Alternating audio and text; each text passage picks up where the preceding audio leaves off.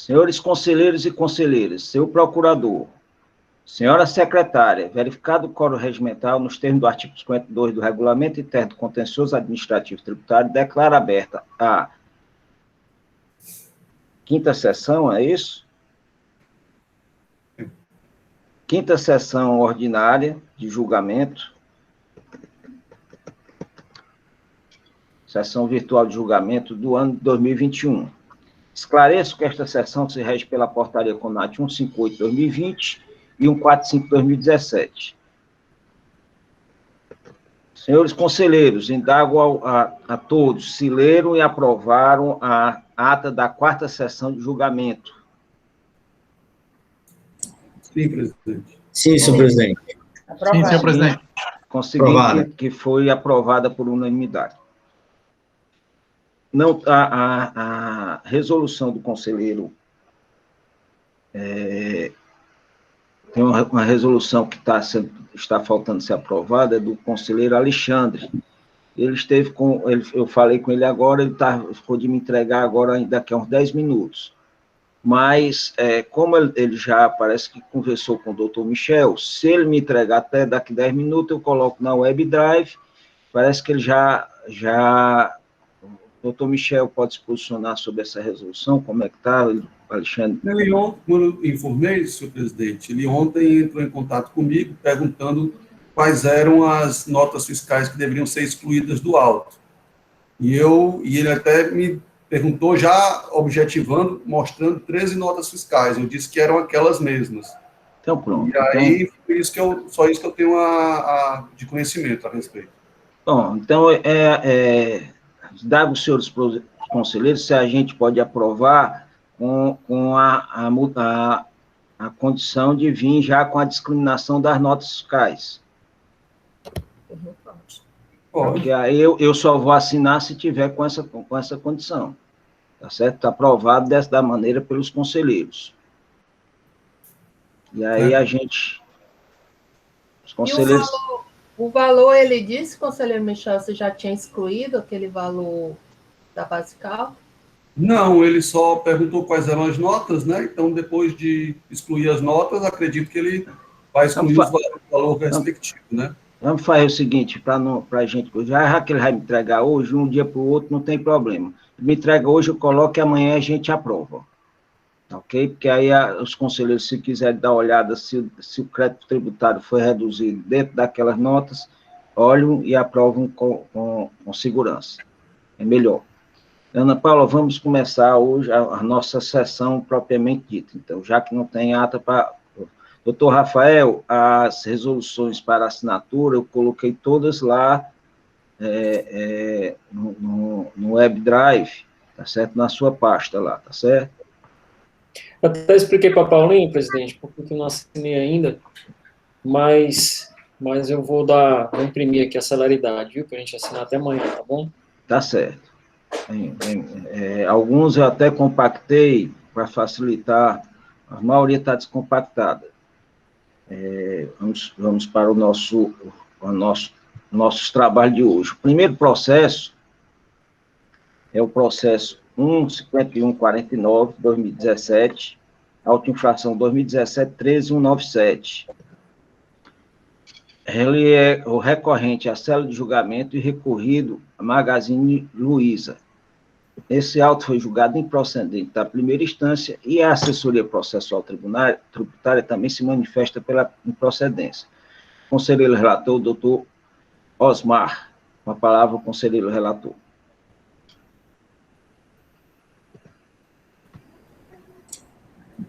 Presidente, meu cordial boa tarde a Vossa Excelência, todos os conselheiros que estão agora à tarde nessa sessão, bem como o doutor Rafael Lessa, nosso procurador, saudações tricolores, permaneceremos na primeira, se Deus quiser, também saudações à nossa ilustre secretária, a doutora Ana Paula, e a Evelinha aqui, que nos dá o suporte nessas sessões, certo?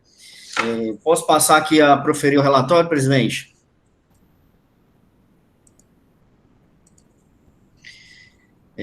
Auto de infração 2017-131, 97. Na verdade, reexame necessário da célula de julgamento de primeira instância. No relato da infração, presidente, o agente fiscal discorreu que a empresa contribuinte incorreu na infração de simular a saída para outra unidade da Federação de Mercadoria efetivamente internada no território cearense. O contribuinte realizou saídas através de nota fiscal eletrônica para outras unidades da Federação e não comprovou as suas efetivas saídas, nem há registros de saídas nos órgãos da Cefaz, no valor de R$ 308.684 no ano de 2012 e R$ 73.406 no ano de 2013. Os exercícios, presidente, são de 1º de janeiro de 2012 a 31 de dezembro de 2013. Incorreu, assim, lavrou auto de infração pela cometimento da infração do artigo 170, inciso 2 do decreto 24.569, aplicando a multa do artigo 123, inciso 1, a linha H, da Lei 2.670, alterada pela Lei 2.258, cuja multa é de uma vez, equivalente a uma vez o valor do imposto. Ele lavrou no auto um valor principal de R$ 2.418,87 e uma multa de R$ 80.558,09. Nas informações complementares, o autuante, ele traz uma planilha, presidente, discriminando o ano 2012, os valores de ICM e multa, de ICMS, de imposto e multa, né, destacando ano 2012, ano 2013. E ao canto, ele traz a totalização desses valores, que, desde já, se você for fazer uma análise analítica aqui um somatório, já percebe uma certa divergência. Eu estou citando isso porque lá à frente, a empresa contribuinte, ela impugna esses valores, certo? E eu estou só frisando. Na descrição da infração, nas informações complementares, o autuante fala que verificou que o contribuinte emitiu notas fiscais para as outras unidades da Federação, não sendo constatada nos órgãos da Cefaz a saída dessas notas fiscais eletrônicas, tornando a infração configurada após o cruzamento eletrônico da base de dados de sistemas corporativos Cometa, EFD e NFE corporativo dos registros fiscais do contribuinte. Anexo um CD, contendo os arquivos eletrônicos e planilhas, onde traz a especificação das notas elencadas por ele. Então, diante de toda a situação que o mesmo traz nas informações, ele realiza o cruzamento das informações eletrônicas prestadas pelo contribuinte ao fisco e realmente lavra o auto de infração pela simulação de saídas para outros estados da federação. A impugnação foi feita de forma tempestiva, ela traz alguns itens, principalmente na questão de nulidade, a decadência do período de janeiro de 2012 a 30 de junho de 2012, o contribuinte, o impugnante, argue a aplicação do artigo 150, parágrafo 4º do CTN, também argue a improcedência sustentada na alegação que as notas fiscais estavam efetivamente contabilizadas, certas notas fiscais de saída, foram devidamente lançadas no livro de registro de entradas dos destinatários das mercadorias. Essa é a alegação fundamental da impugnante, certo? Para trazer improcedência ao auto, que as notas estavam lançadas no livro de registro de entradas dos destinatários. Também frisa que essa situação, por estar devidamente registrada nos livros destinatários, é uma situação que o próprio esse egrégio contencioso já afasta uma situação de simulação, junta alguns julgados nesse sentido, e fecha as suas alegações, trazendo a multa com caráter confiscatório. Face àquele cálculo que o autuante faz, certo? Que gera aí uma expectativa de 400% da multa, em vez de ser uma vez o valor do imposto, que em tese seria 12 mil e alguma coisa, como está no início dos autos, mas, na verdade, no final do relatório das informações complementares do autuante, ele traz um esclarecimento desse fato. Ele coloca que o ICM referente a diferencial de alíquota, destacada na nota fiscal eletrônica, interna face a diferença de alíquota destacada na nota fiscal de alíquota interna. Na verdade, ele faz o valor da multa pelo imposto total. E aí dá realmente esse valor de 80 mil pelo cálculo dele. E é esse valor que a impugnante alega que é uma situação de... Doutor Osmar, isso aí não é só reexame necessário, não? Tudo bem, quando é continuidade. Mas aí eu estou fazendo, presidente, até para, certo? Seguindo aí a ritualística. Então, ele fecha a situação das suas alegações na impugnação realmente com essa situação na multa confiscatória. No julgamento de primeira instância, a julgadora de piso, o juiz de piso, ele se detém à fundamentação do agente fiscal na lavratura do auto e verifica, assim, e assenta o entendimento que não consta nos autos fundamentação suficiente para a confirmação da simulação de saídas. Haja vista a alteração do artigo 158, parágrafo 2º do regulamento do ICMS, certo? Alterada pelo decreto 32.882, que afasta a situação de simulação por não estar selado ou por não ter registro de documento fiscal no CITRAN. E aí, assim, entende que não há argumentação suficiente para o continuidade do feito e julga pela improcedência.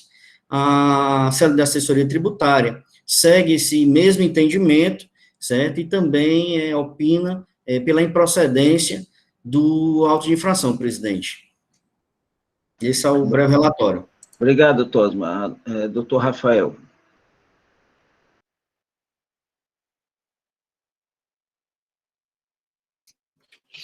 Presidente, secretária, conselheiros, meus cumprimentos a todos, boa tarde.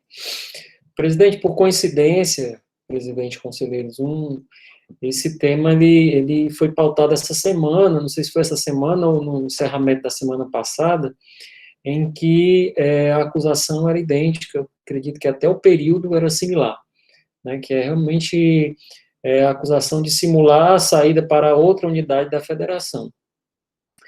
E naquela oportunidade, a gente já havia se manifestado, presidente e conselheiros, pela necessidade de uma prova mais robusta, porque a acusação fiscal, ela, de fato, exige a presença do dolo, exige a presença de uma prova mais robusta, até porque ela reproduz um fato tipificado criminalmente, né?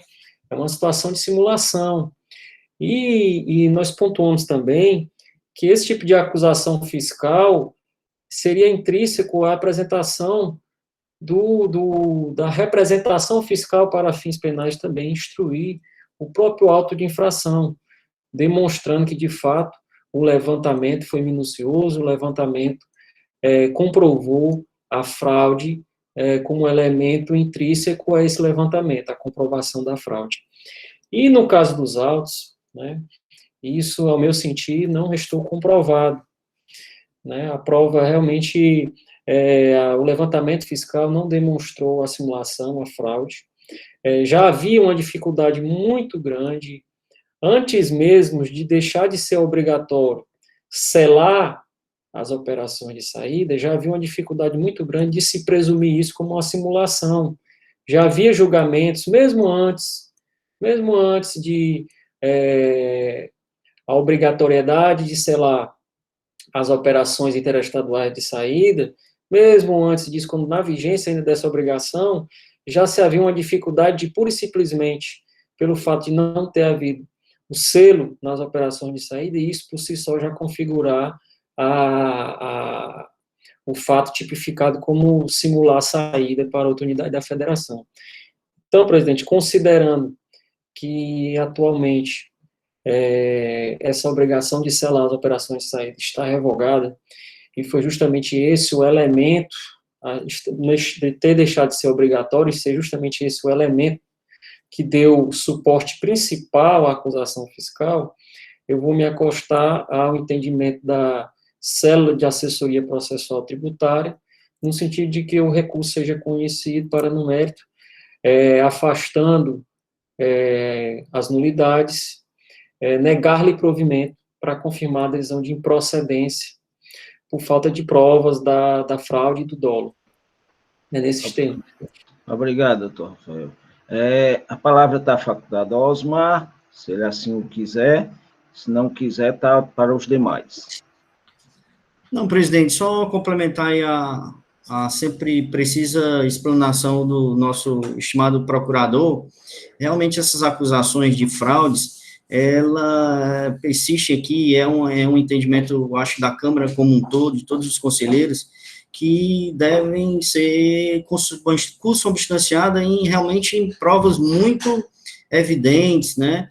Que no caso realmente há preço, mesmo tirando a situação da mudança do artigo, realmente nós não temos, né? Essa mudança do artigo facilitou a situação do julgamento, do afastamento pela improcedência, mas realmente queria reafirmar que nesses casos de dolo, porque é uma situação, inclusive, eu levo a conta de um crime, é um dolo, eu tenho a intenção, o contribuinte tem a intenção realmente de lesar, né, tirar proveito do fisco. Então, realmente, não vejo aí a situação de uma presunção de veracidade por parte do agente, mas sim comprovação de toda essa materialidade. Então, só essa contribuição, presidente.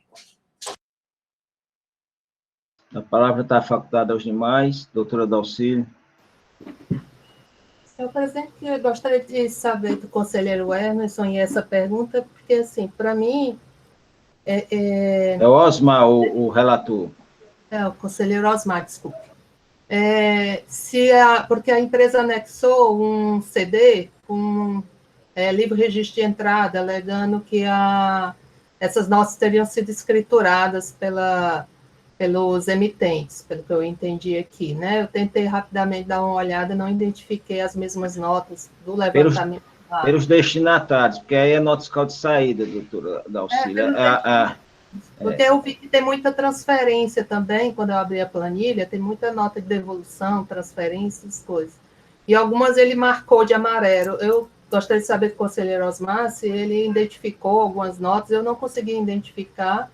E a pergunta, senhor presidente, eu já vou explicando antecipadamente, porque, diferentemente, sim, eu concordo com tudo que foi colocado pela Procuradoria, e a gente já discutiu essa matéria no processo que eu fui relatora, e eu entendo que quando o artigo, parágrafo único do 158, diz que não é prova suficiente, ele não é igual a dizer que é improcedente, né? A infração ela continua existindo, apenas a falta de registro no CITRAN ou nos sistemas não caracteriza a infração. É necessário, é o que diz lá o artigo, que outras provas sejam anexadas.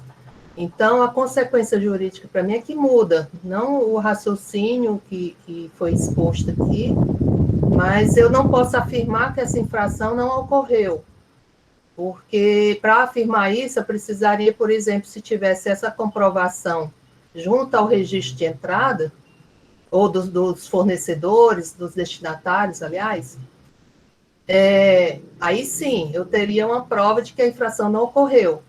É diferente de eu julgar esse processo apenas com base na prova apresentada pela fiscalização. Se for ponto de vista da fiscalização, que apenas mencionou como um fato a falta de registro no CITRAN, aí aplica-se o 158, parágrafo único, eu concordo, mas ele diz, necessitando de provas complementares, qualquer alegativa de cometimento da infração. Como não existe a prova complementar, eu entendo que é caso de nulidade, eu não posso afirmar que a infração não ocorreu. Eu não posso afirmar que por falta de um processo criminal, de alguma coisa, a infração não ocorreu. O que eu posso afirmar é que essa prova, esse indício que o fiscal encontrou de não haver o registro, é um indício que precisaria de outras provas. Então, para mim, a consequência jurídica é nulidade, não a improcedência. Mas se a empresa vem e prova que não foi, que estão escrituradas essas informações nos livros dos destinatários, aí sim, para mim, é improcedência. Então, para mim, existe uma diferença entre as duas situações. Mas eu gostaria, para proferir meu voto antes, indagar ao conselheiro relator se ele identificou realmente que essas provas foram produzidas na defesa, na fase de defesa, né, esse CD que foi anexado, se identificou realmente que entende que a defesa provou que essas notas chegaram aos destinatários. Doutor Osmar. Conselheiro, eu tentei abrir aqui na confecção do relatório, eu não consegui abrir a planilha, inclusive estou tentando abri-la agora, também algum erro, na hora que eu baixei aqui alguma coisa, não estou conseguindo abrir, certo? Mas o que é que ocorre? A própria julgadora de primeira instância, de piso, ela sequer olhou, porque a fundamentação dela não foi na situação da argumentação trazida pelo contribuinte, mas sim na própria alteração legal, certo? Então, ela sequer olhou, e aí foi esse o esteio também que no meu cognitivo pessoal, certo? Também é esse. Então, independente se as notas estariam realmente pelo afastamento da mudança legal, certo? Já daria ensejo à improcedência. Isso seria o meu cognitivo, certo? Nós podemos analisar a planilha, o que realmente eu não consegui aqui abrir, e ia pedir ajuda aí aos universitários, alguém que possa. Precisa não, obrigada. Eu acho.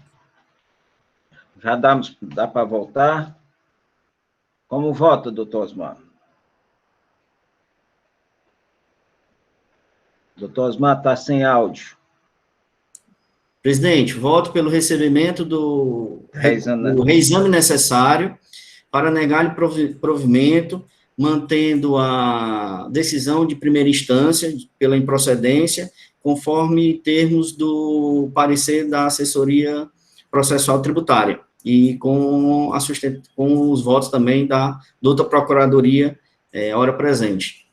Doutora Ivete. Com o relator, presidente. Doutor Michel. Com o relator. Doutora Dalcílio. Eu abro divergência apenas em relação à consequência jurídica, como eu expliquei antes, eu voto pela nulidade por falta de provas. Doutor Tiago. Com o relator, senhor presidente. Doutor Emerson. Com o relator, senhor presidente. Em relação a esse processo, a quarta Câmara do Conselho de Recurso Tributário conhece do recurso ordinário, mas do reexame necessário, e por maioria de votos, mantém a decisão de improcedência. Votou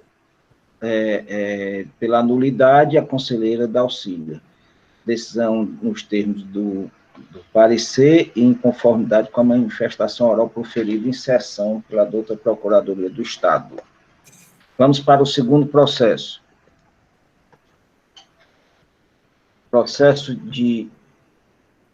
Segundo processo.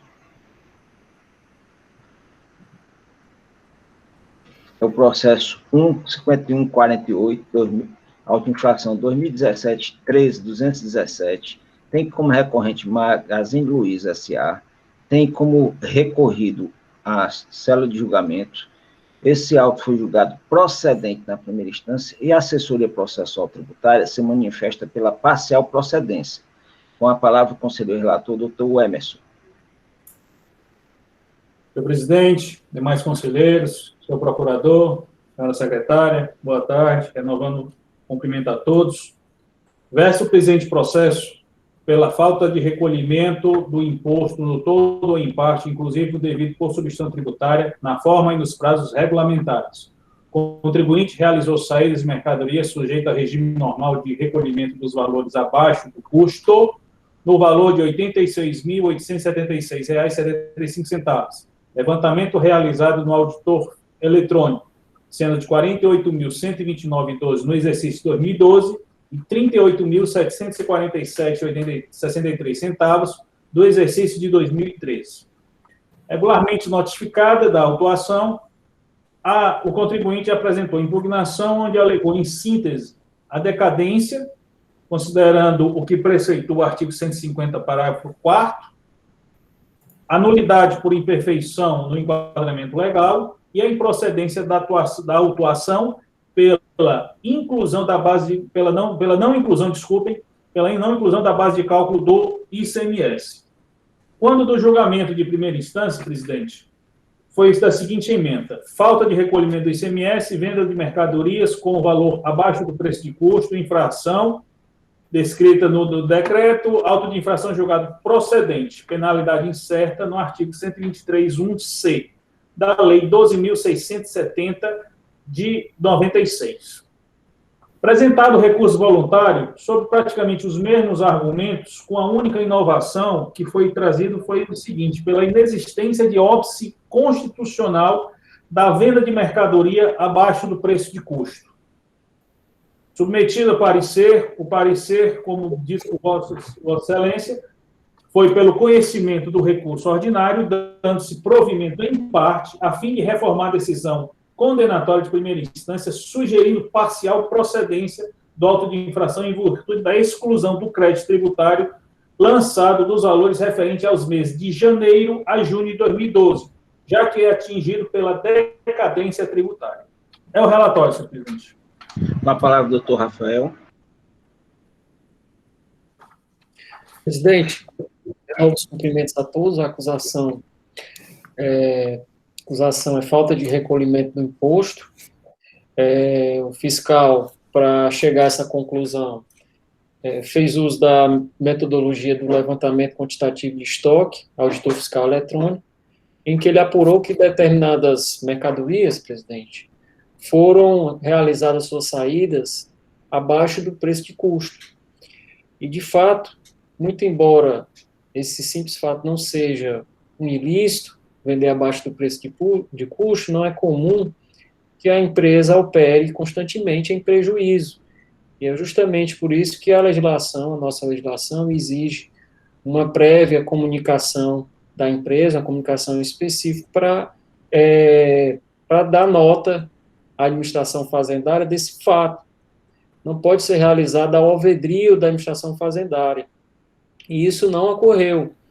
Identificado em levantamento fiscal a realização de vendas abaixo do preço de custo, a presunção adotada pela fiscalização, ela é uma presunção legal, pautada na lei. Então, não vejo os vícios que foram apontados no levantamento pelo contribuinte, né, razão pela qual eu vou me acostar no sentido de que o recurso seja conhecido, mas no mérito lhe seja negado provimento, afastando a decadência que foi alegada exatamente por se tratar aqui de um levantamento de ofício em que sequer houve, por parte da empresa, o cumprimento dos deveres legais, notadamente a venda, realização de operações abaixo do preço de custo. Não foi dado nota disso à Secretaria da Fazenda. Razão pela qual, presidente, eu encaminho no sentido de que seja negado provimento ao recurso, em dissonância ao parecer da SEAP, que acolheu a decadência parcial do crédito tributário. Obrigado, doutor Rafael. Com a palavra, o Emerson, para iniciar, e depois a palavra está facultada. Bom, presidente, na análise que eu procedi ao presente feito, eu concordo com a inexistência de nulidade por imperfeição do enquadramento, tá? Essa tese que foi trazida, ele fez todo um esforço, um tremendo esforço, falando sobre isenção, não incidência, para poder sustentar essa tese da possibilidade da redução da base de cálculo, ou seja, vendendo com valor abaixo do preço de custo. Me parece que esta é uma tese que não merece acolhimento pela quarta Câmara, tá? Mas com relação à parte da decadência, eu entendo que a aplicação seria do 150, parágrafo 4º. Contudo, considerando o termo de início de fiscalização que aconteceu no dia 24 de novembro de 2016, esta decadência, mesmo reconhecida, que esta Câmara tenha reconhecido a aplicação do 150, parágrafo 4º, não atingiria janeiro a junho, como sugerido no parecer. Então, já falando e manifestando o meu entendimento é nisso, é para manter. Aí eu fico até na seguinte dúvida, porque eu vou modificar com relação ao 150, mas ele não vai dar nenhum efeito prático com relação ao período de apuração, considerando o termo de início de fiscalização. Então, eu não sei se eu mantenho a decisão ou se eu conheço, dou provimento, mas sem qualquer efeito prático. Então, nós ainda não... Não, estamos ainda divulgando. Perdão. Estamos só nos debates. Eu sei, eu estou trazendo já toda a matéria do meu entendimento para exatamente nós discutirmos, para formarmos a convicção da Câmara. Ok, eu estou escrevendo. Alguém? Doutora Ivete. Depois, doutora Dalcílio. Eu vou me focar aqui só na questão da decadência, porque eu acho que em relação às outras questões, realmente, as questões trazidas pela recorrente, elas não conseguem, né, descaracterizar a infração de venda abaixo de preço de custo. Agora, com relação à decadência, eu entendo de forma diferente do conselheiro relator, porque eu verifico a ciência do auto de infração, né, assim, se ela se deu numa data, eu verifico a questão da ciência do auto. Agora, o que é que eu quero trazer antes disso? É que, no caso de venda abaixo de preço de custo, realmente é um fato típico de falta de recolhimento. O que é que isso significa dizer? Que o contribuinte vendeu com nota, declarou suas vendas no preço em que ela vendeu e não procedeu na forma que a legislação orienta, que foi já até esclarecido pelo doutor Rafael aqui. Ele deveria justificar, dar entrada num processo para justificar essa venda abaixo de preço de custo. Como ele não fez, então ele deixou de oferecer à tributação essa outra parte, né? Que deveria ter, que recairia sobre ela o recolhimento do imposto. Então, eu considero que é um caso típico da regra do 150, parágrafo 4º, e entendo da forma que entendeu a assessoria processual tributária, que caberia, sim, a decadência parcial. E aí, complementando o raciocínio, para poder, acredito que eu não preciso mais retornar para... como é um levantamento que se baseia que usa como ferramenta o auditor eletrônico, como a assessoria sugeriu a parcial procedência, mas a nossa obrigação seria identificar o crédito tributário. Então, eu sugiro uma forma de sugestão, né, seria fazer essa exclusão dos fatos geradores com base nos percentuais de saída da empresa, para poder excluir esse período em que a meu ver, assim como a assessoria entendeu, seria decadente. Mas a gente pode entrar nessa questão mais detalhada, se assim a Câmara entender, né? Mas, assim, a minha interpretação é essa, que caberia, sim, a decadência, com base no artigo 150, parágrafo 4º, a decadência parcial. Tudo bem. Doutora Dalcílio. Boa tarde a todos.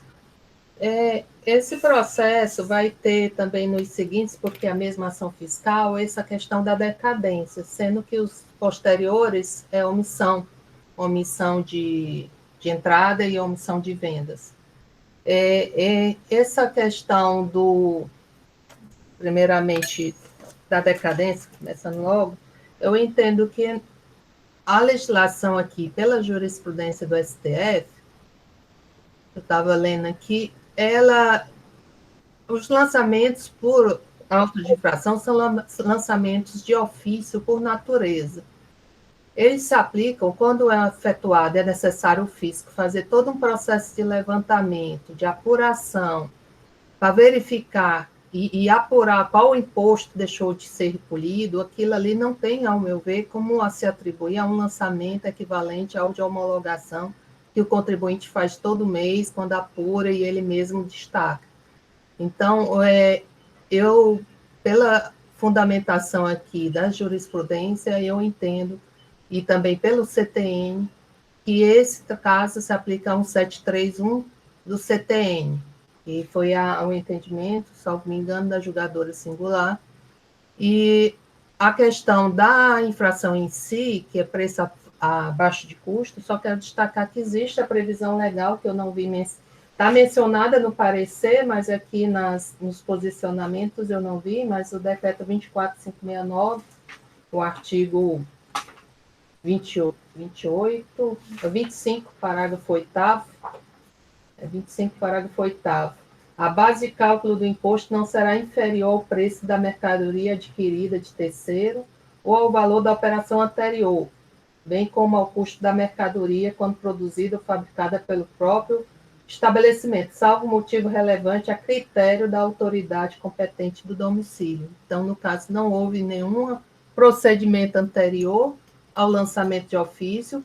Esse imposto que está sendo cobrado na auto-infração não está escriturado, a operação está, né? Pelo menos não se tem notícia se está ou não está nos autos, mas, de qualquer modo, não se dá para se imaginar ou se, em tese, a operação está escriturada e, a partir daí, o fisco teria o prazo do 150, parágrafo 4. Eu entendo que, na hora que foi necessário essa apuração, é o 1731 do CTN, e também destacando, só esclarecendo ao conselheiro relator, que também esse processo é assim como o meu, que eu vou relatar adiante, ele tem 2 mandatos de ordem de serviço anexados nele. E, pelo que eu entendi, o conselheiro relator viu o de 2016, mas quando você vai para o auto de infração, lá no auto de infração tem um número do ato designatório, e o ato designatório desse auto é o de 2017, que o senhor conselheiro relator deve ter as folhas 20 do processo, na arquivo termos formais, que é o mandado de ação fiscal 2017-06069. Então, só para ajudar aí o conselheiro a se manifestar pelo seu entendimento, né, que dê uma olhadinha nesse termo de início para poder decidir. Só isso, senhores. Obrigada. Bom, vou passar a palavra depois para outra pessoa. Doutora Dalcília, só a título de esclarecimento, o autor eletrônico leva em consideração o SPED da empresa. Então, as notas fiscais em relação estão todas escrituradas. Não é isso, doutor Michel? Salvo engano, pelo menos os levantamentos que eu detectei estão todos lá. Doutor Michel. Notas fiscais de saída, elas são capturadas da FD. E os itens das notas fiscais de entrada são capturados das próprias notas fiscais de entrada. É assim que o SPED trabalha, que o auditor eletrônico trabalha. Só para esclarecimento, doutora. Nesse caso, o custo, ele estaria trabalhando com o custo das notas, esse sistema, né? Só para esclarecer. O custo é calculado, então, entre a nota que entrou e o que está escriturado na saída, né? É feito diário, ele pega o estoque inicial, aí vai as entradas, aí vai fazendo o preço médio, aí na saída ele faz o preço médio. Quando ele detecta naquela saída que tem valor abaixo do custo, se você pegar o autor eletrônico, ele vem dizendo o percentual e o valor, nota a nota, tá certo? Ele diz qual foi o dia, qual foi o valor e qual foi o percentual. Só para conhecimento. As notas não necessariamente precisam estar escrituradas, as de entrada, né? Todas têm que estar para poder fazer ele tira a média porque está escriturada, porque senão não tem como fazer a média. A necessária da nota fiscal de entrada, ela tem que estar registrada na FLE. Agora, os itens, eles são capturados a partir das próprias notas fiscais. A de saída, né? A nota fiscal de entrada é digitalizada. É digitalizada, é. Presidente, então, assim, com os seus esclarecimentos, a escrituração por parte da recorrente foi realizada, né? Bom, só a tipo de esclarecimento, sim, tá certo? Está lançada as notas fiscais, está com a base de cálculo inferior, é só para ficar claro isso aí. Obrigado. Eu não vou mais, só a tipo de esclarecimento, porque a doutora Dalcília não sabia se estava ou não, e os conselheiros, às vezes, não trabalham com essa ferramenta, e eu fui professor dessa área de auditor eletrônico, então é só a título de esclarecimento. Então, não quero entrar nos debates.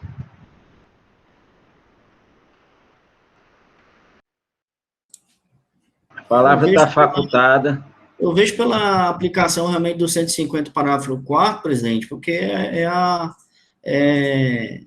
até pelos últimos julgamentos, nesses sentidos de efetiva escrituração, que a Câmara vem dando, né? Se não for nesses casos, eu acho que a letra, para a gente, pelo menos 250, parágrafo 4, estaria morta, e a gente não conseguiria aplicar em nenhum outro julgamento. Então, isso é só a contribuição aí para o nosso querido relator.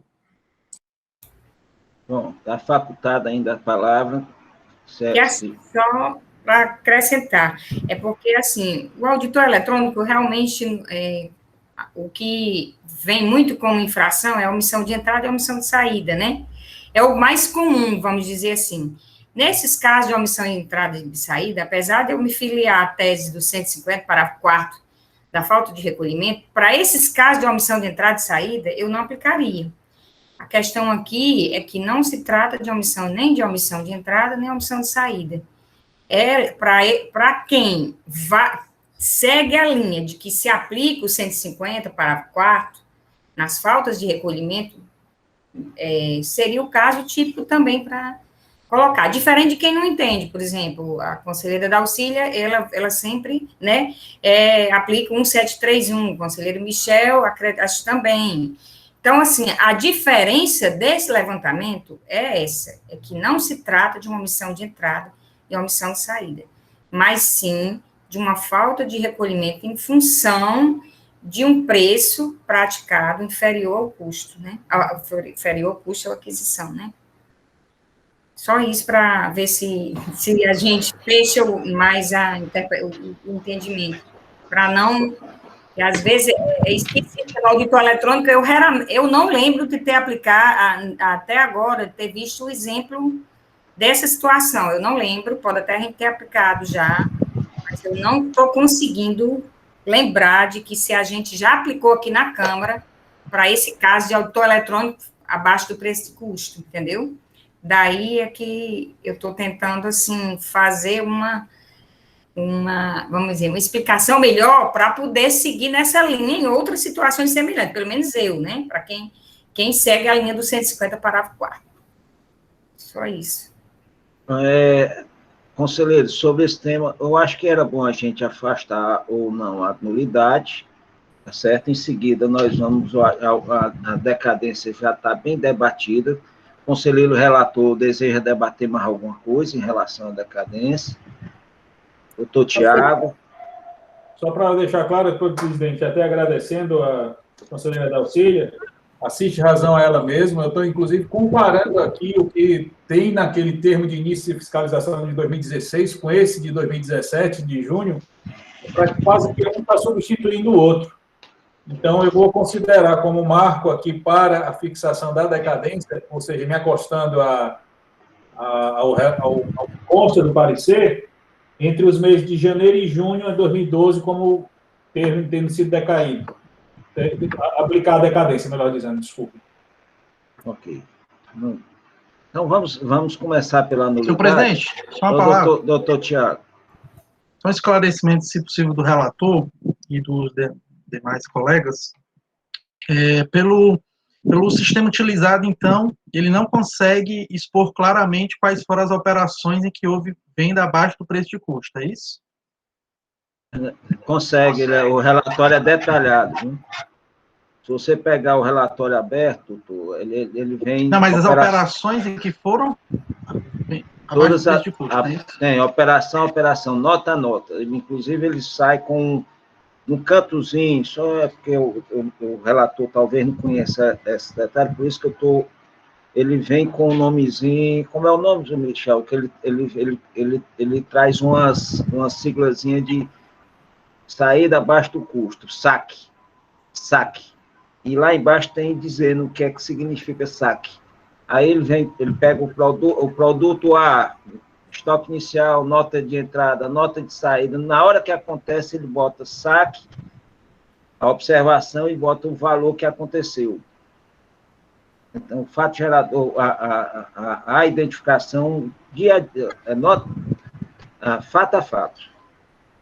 E conselheiro Tiago, também não impugnou nenhum dos lançamentos que foram feitos na ação fiscal. Ele só veio querer justificar e dizer que constitucionalmente era possível a operação que foi realizada. Doutor Emerson, o senhor está considerando a decadência até qual data, por gentileza? É dos meses de janeiro a junho de 2012. Junho ou julho? Junho. Não seria julho? Não seria julho? O auto-inflação foi feito em julho. A ciência foi de 31 de A julho. ciência no termo é de 24 de junho de 2017. Mas aí a ciência no termo de início. Isso.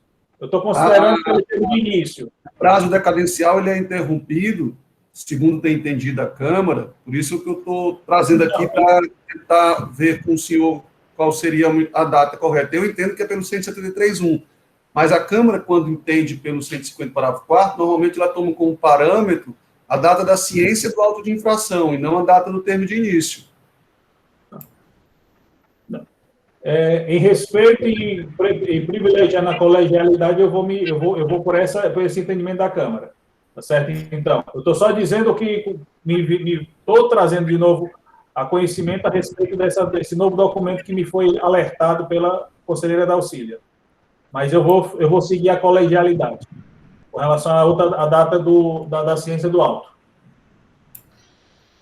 Doutor Ivete. Eu acredito, conselheiro Gradival, que a sugestão de janeiro a julho, porque a ciência foi em julho, né? Isso, foi em julho. Mas talvez a interpretação foi que em julho poderia ser feito ainda, né, não? Mas em junho, até junho, não, eu acho que foi esse. As decisões da Câmara têm sempre apautado no mês da ciência entra, porque geralmente as decisões reiteradas da Câmara é desse jeito. No mês da ciência entra, porque o SPED só é informado no mês seguinte. Dentro dessa lógica, né? Não sei. É dentro dessa lógica. As decisões anteriores foram... Doutor Michel, não é desse jeito? Mas o que eu disse, porque ela, no caso específico, ela é dia a dia, né? Essa penalidade que nós estamos verificando aqui, a irregularidade e a penalidade, a regularidade acontece dia a dia e a penalidade é aplicada dia a dia. Eu estou pensando aqui se é o caso também de se aplicar a questão do SPED ser entregue só no mês seguinte. A homologação. Por que eu acho que o conselheiro Tiago talvez fez essa pergunta? Porque no início, eu mesmo sem conhecer como o conselheiro Michel, Augusto, conhece o auditor eletrônico, eu creio que para a gente definir aqui a base de cálculo, quem está seguindo a linha da decadência parcial, eu teria que, não tem pronto, dentro do auditor eletrônico, um relatório dizendo por mês essa base de cálculo do mês, para que a gente expurgue o valor do mês. Eu acho que não tem, não é isso? Teria que a gente pedir uma perícia para sair refazendo e retirando. Não é? Seria isso, não? Tem o levantamento feito diariamente. Vamos ver se eu consigo entender o que tem dentro do auditor eletrônico. Eu sei que o fiscal faz dia a dia, ele insere a nota de entrada, a nota de saída e vai alimentando diariamente o auditor eletrônico. Só que o resultado dessa infração, ela não é apresentada por mês, para que eu expurgue o mês por completo e saiba qual é a base de cálculo daquele mês, não é? Aí eu vou pedir ajuda do conselheiro Michel para ver se eu consigo explicar. Aí foi que eu pensei, se não tem, para não ter que refazer todo o levantamento, será que não caberia o percentual da saída, já que foram saídas declaradas? Está entendendo, Michel, o que eu quero dizer? Para quem tem... Mas eu acho mais, assim, Augusto, você que foi professor do aplicativo, você não consegue identificar qual foi a cada dia, a cada mês, Michel, são 6.000 páginas esse relatório, tá certo? Você mandar para a perícia é uma coisa... há poucos dias aconteceu na Câmara Superior um questionamento sobre isso aí. E os conselheiros classistas, inclusive o conselheiro, um dos conselheiros da Fazenda, meu nome, rapaz, é o Leilson, ele sugeriu, tá certo, a divisão por 12 e a multiplicação pelos meses decaídos. Fazendo isso com uma regra como existe, por exemplo, com a omissão, que quando você não sempre vem para o meio do ano, ele diz, olha, em média, já que a empresa também alega, mas também não traz, tá certo? Quais os valores individuais. Isso foi o que foi trazido na sessão superior, na Câmara Superior. E parece-me que era o que estavam pensando, tá certo? Mas é só a questão de coisa. Se o relatório faz, eu acho que quando a gente chega no relatório, tem como fazer, agora ele faz, você está fazendo período anual. Se você faz período anual, ele vai sair o final anual. Só sai o final anual, né? Não sai por mês, né? Sai não. Embora a gente tenha no relatório a individualização um a um, tá certo? Senhor presidente. Doutora Dalcílio. Só a título de esclarecimento, assim, a quem entende que é o 150, parágrafo 4º, a defesa, esse período que o conselheiro relator falou, é o período que ela pede, que é de janeiro a junho, a 30 de junho, é o que ela pede no recurso. E foi o que o parecerista concedeu, foi o período que ela pediu no recurso. Uhum. Vamos lá. E aí? Eu digo, e aí agora? Bom, primeiro é saber quantos meses e qual período que está decaído, se é que vai ser julgado pela decadência. Vamos primeiro tratar da nulidade. A nulidade por imperfeição do enquadramento. Não é isso que ele trata, doutor Emerson? Como vota, doutor Emerson, em relação... Para não conhecer em relação à nulidade, presidente e demais conselheiros, é para não conhecer da nulidade. Conhecimento você conhece, dá provimento ou nega, doutor? Perdão. Conheço, mas nego provimento, perdão. Tá, ok. Doutor Osmar, como vota? Voto com o relator, presidente. Doutora Ivete? Com o relator. Doutor Michel? Com o relator. Doutora Dalcília? Com o relator. Doutor Tiago? Relator, senhor presidente. Bom, em relação à decisão em relação à nulidade, ficou afastada a nulidade em virtude de que entende os senhores conselheiros que... Só um minutinho, por favor. Que não há nenhuma imperfeição em relação ao enquadramento. O autoinfração veio perfeito em relação à penalidade aplicada, em relação ao enquadramento da autuação. Vamos agora tratar da decadência, certo? E agora eu acho que não precisa mais se debater, nós já debatemos muito, se acharem que tem que debater mais, eu dou mais, a gente dá mais 2 minutos ou 3 minutos, no máximo, para a gente debater mais, se alguém achar necessário, senão nós já vamos para a votação, tá certo? Pelo menos agora, pela aplicação do 150 ou do 173, depois nós vamos ver o período, certo? Aliás, já coloca do período. E aí, a forma como vai ser isso, tá certo? Se for aceito o 150, é que nós vamos ver qual é a forma que vai ser feito essa decadência, qual é a forma de cálculo, tá certo? E aí a Câmara vai decidir como é que acha que deve ser feito, se deve ser feito dessa maneira ou se deve ser feita de outra. Mas primeiro tem que se votar o período de decadência e se vai ter decadência. Mas, presidente, só uma sugestão. Vamos dizer que a Câmara entenda que vai para a perícia, tem que ir para a perícia. Aí a gente já deixa votado, De qualquer maneira, a gente tem que definir. Tem decadência? Tem. Tá certo? Qual o período? Tem que deixar, porque se for para a perícia, tem que dizer qual é o período. Que a perícia não vai fazer tudo. Não, eu estou só sugerindo que a gente resolvesse logo tudo, e quando fosse votar já dava uma decisão só, não era não? Era isso que eu estava pensando. Mas aí, para mim, não faz diferença não, também. Era só... Achava que a gente deveria logo definir, assim, aqui a gente já sabe o pensamento de cada um. Não já sabe? Quem é que segue a linha tal, a tese mas não tem negócio de achar, a gente tem que votar. Para a primeira. Não, mas eu não estou discordando da votação, não. Eu estou só dizendo que era interessante a gente fechar logo o raciocínio completo e a gente votar de uma vez só, não era, não? É uma sugestão. Pois pronto, nós estamos agora, 14h34, vamos continuar o debate. A doutora Ivete. O que é que está faltando mais para a gente afinar? Eu acho assim, da minha parte, eu concordo com o parecer de janeiro a junho, considerando a data da ciência do alto.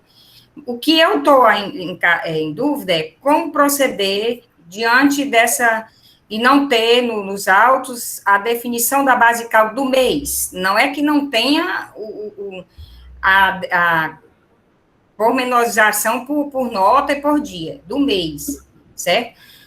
Eu sei que o presidente mostrou até uma lógica, né, aqui, que já foi desenvolvida, né, na Câmara Superior, mas eu acho, assim, que voltar para a perícia seria um retrabalho muito, muito grande, e acho que é possível, eu acho mais acertado, dentro da seguinte lógica: se o contribuinte declarou sua saída, então, a gente verificaria o percentual da saída em relação à saída total de cada mês. Por exemplo, janeiro, ele declarou uma saída total de tantos por cento, e assim viria de cada mês. E aí a gente ia expurgar de janeiro a junho o percentual do ano desse semestre que fecharia em relação à saída total da empresa.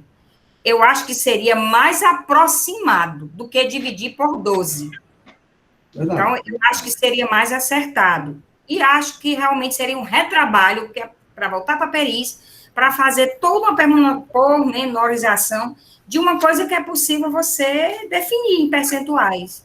A minha sugestão que fica é essa. Pronto, já concluiu, viu? Bom, nós vamos voltar se a decadência passar, tá certo? Aí se pode dizer, olha, vai pelo esse método ou que o método da Ivete. O método da Ivete, tá certo? É um método razoável, também bem fácil de se fazer, né? E aí os conselheiros da casa iriam ajudar o relator nessa parte de cálculo, para ficar bem. Mas primeiro tem que se passar, se vai ser um 73 ou 150. Ok? A gente tem que ver isso aí para poder a gente ver essa segunda parte. Doutor Emerson, como vota em relação à decadência e qual período? Se for 150 ou se for 173 no preceder do período? Senhor presidente, eu voto para a aplicação do 150, parágrafo 4º, do período de janeiro para reconhecer a decadência do período de janeiro a junho de 2002. E com relação à forma, eu falo também com relação à forma de ser calculado isso, qual é o meu voto? Não, deixa para primeiro passar, porque a gente depois trata disso em separado. Ok. Doutor Osmar, como vota? Voto com o relator, senhor presidente. Doutora Ivete, como vota? Com o relator. Doutor Michel. Senhor presidente, eu abro divergência, tendo em vista que se trata de lançamento de ofício, e como está disposto no 149.4 do CTN, então, vai para a regra geral do 173.1. Doutora Dalcílio. Eu voto também, afasto a decadência, com base na jurisprudência da STJ, mesmo quando há uma escrituração, mas não foi levada à apuração, é um 731, é um lançamento de ofício. Então, com primeiro divergência. Doutor Tiago. Relator, presidente. Com relator. Então, por maioria de votos, a quarta Câmara entende pela decadência do período de janeiro a junho, tá certo? Como o doutor Hermes propõe que seja feita essa apuração, que é para a gente também já... Senhor presidente, eu penso que por uma questão de segurança jurídica, e até mesmo pensando no lado até do contribuinte, eu encaminharia o processo para a perícia. É esse, assim, o meu... Você está suscitando o pedido de perícia. Sim, senhor. Pronto. Então, nós já temos agora um pedido de perícia, tá certo? Para que seja feito isso. Então, vamos logo tratar desse pedido de perícia. Alguém quer falar sobre o pedido de perícia? Já ficou bem claro. Doutor Emerson, eu entendo a razoabilidade da sua indicação e entendo que é sempre melhor você ter a 100%, normalmente é melhor você ter 100% de certeza do que 99%, mas talvez o custo para ter esse percentual a mais de certeza, para chegar aos 100%, não compense, porque o fato é que são 6.600 e poucas páginas, cada página com mais de 20 linhas, então isso teria que ser apurado folha a folha pela perícia, salvo engano, e seria um trabalho hérculo, enquanto que o critério adotado pela conselheira Ivete me parece ser bem razoável, porque se houve vendas abaixo do custo, você imagina que essas vendas foram feitas durante todo o ano. Então, se você faz uma proporção com o percentual das vendas que foram realizadas de janeiro a junho, eu acho que vai chegar bem próximo. É só, senhor presidente. Bom. Alguém mais quer se manifestar? Só entendo a preocupação do conselheiro relator, presidente, porque se porventura essas vendas tenham sido concentradas, né, nesse período que está sendo decaído, a decadência, em tese, não seria, na prática, não estaria sendo aplicada, né, porque nesse tipo de cálculo, se for ficar no segundo semestre, a média seria bem maior para o período que iria ficar. Não seria isso? Seria essa a situação, relator? Eu vejo mais o seguinte, conselheiro, não é nem a questão de um é que é mais ou é menos, não é nem por isso. O que eu vejo é que a possibilidade da perícia vai, inclusive, proporcionar ao contribuinte o direito dele da indicação, o direito dele se manifestar, porque se nós fizermos essa estimativa como sugerida e de uma forma bem plausível pela conselheira Ivete, o que é que vai acontecer? A gente vai dar margem à judicialização. Diferente, já que ele não contesta que ele fez a operação errada, se a gente der munição para que ele possa judicializar e questionar judicialmente em relação à base de cálculo, eu prefiro, mesmo com toda a dificuldade que eu entendo, a preocupação do conselheiro Michel, mas eu acredito que seja o mais razoável e o mais justo que a célula, que seja feita a perícia, para que, inclusive, oportunizando o contraditório do contribuinte. Só uma consideração, senhor presidente. E no relatório que foi juntado pelo auditor, lá no final há o resumo, que ele separa por itens, né? E que você observa que, sei lá, que de centenas de itens que estão aqui, poucos têm a observação de saída abaixo de preço de custo. Então, esse trabalho que seria da perícia não seria sobre as 6.600 páginas, né? Seria focado nesses itens em que, no resumo final, ao destaque de qual foi a saída abaixo de preço de custo, e ele vai lá naquele item e identifica quais foram os períodos, porque tem por item tem o período de saída, né? Então, acho que ele consegue identificar, resgatando só esses itens, que acho que deve ser talvez uns 50 itens, pelo que eu vi aqui, que tiveram saída abaixo do preço de custo. E aí, acima desses 50 itens, ele poderia ir na página do respectivo item e buscar, né? Quanto foi essa saída. Então, acho que a gente chegaria talvez no número real, né? Do que foi calculado. E não com base em suposições, digamos assim, né? Doutora Dalcília. Doutores, assim, eu olhando a planilha fiscal, eu não vi data, né? E o próprio parecer, ele, apesar de ter sugerido pela parcial procedência, reconhecendo a decadência desse período, ele não deu o valor que ficaria. Aí eu indago assim, eu vi que a mesma planilha desse processo é a mesma planilha do meu. Aí apenas a coluna que trata do custo está lá como das omissões. Aí o conselheiro Augusto, que já deu aulas aí sobre esse tipo de levantamento. Como é que eu vou lhe mostrar aqui. Eu estou assim imaginando, porque uma das hipóteses. Conselheiro, deixa eu só presidente. Desculpa, presidente. Porque, assim, eu imaginei, a nossa lei diz que a perícia, quando for impraticável, não deve ser direcionada. Então, primeiro a gente tem que definir se é praticável no sentido que nós temos nos autos, como elemento de prova, uma planilha por itens. Não está atrelada a notas. Vamos supor que esses itens, eles tenham, uma parte tenha sido dada entrada, seja do início, ou outra parte seja do segundo semestre, período não alcançado pela decadência, né? Já que seria até junho ou julho de 2012, vamos supor que o mesmo período vai aparecer nos 2 semestres do ano. Então, isso é praticável, é algo executável para a perícia, conselheiro, que ele vai poder, a partir dos itens, identificar as notas, aí das notas verificar qual nota é que vai ser abatida. Teria que ser, assim, um novo levantamento isso, não? Bom, se vocês abrirem aí, por exemplo, no CD, o ARE e PDF, Estoque Quantitativo 2012, tá certo?